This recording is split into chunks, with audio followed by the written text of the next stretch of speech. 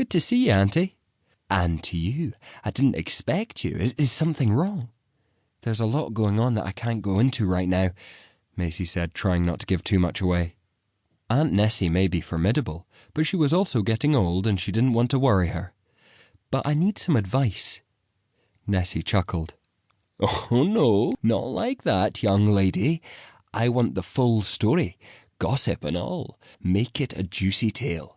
Then you can have my advice.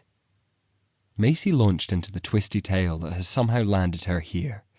Even as she spoke, she realised how ridiculous it all sounded, to her own ears as well as to anyone else's. Who was going to believe the things she'd seen and done? That she'd been under a dome in the sea?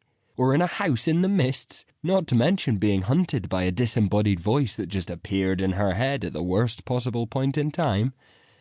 But, to her relief, Aunt Nessie not only listened, but she nodded along, clearly understanding the complexity of the journey Macey and her wardens had been on. She didn't even interrupt to ask to be introduced to Macey's men, which was actually a little out of character. Aunt Nessie was no shrinking violet. If she wanted to know something, then she'd butt in the moment she thought of it and demand to know.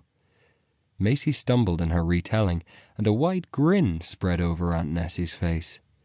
That was never a good sign. Normally it meant mischief, but there was something sinister about the look she was currently giving her niece. Something wasn't right here. But Macey couldn't put her finger on what. And why was she here and not in the warehouse with the men? Her last memory had been of meeting Ishban and trying to convince the mage that he should travel with them. He'd agreed so long as they went to save Amber, who oddly wasn't here with them. It definitely wasn't right. She knew her guys. No way would they be this cool and collected if they knew someone needed saving. "What's going on here?" she asked, her voice shaking. Aunt Nessie's smile broadened, filling her with dread. No, something definitely wasn't right here. "What do you think is going on?" Aunt Nessie's question set off all kinds of red flags in Macey's mind. It wasn't something the older woman would ask. She'd tease and prod for Macey to work it out herself, but she wouldn't be quite so sinister about it. "Auntie?" "You don't seem certain." Beside Macey, her men stayed suspiciously quiet.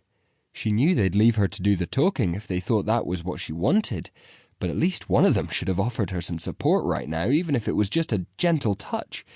She liked it when they did that.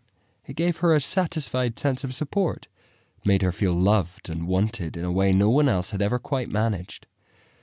"This isn't real," she murmured to herself, not quite believing it. She'd been in a lot of outlandish situations recently. This could just have been one of those, but she doubted it.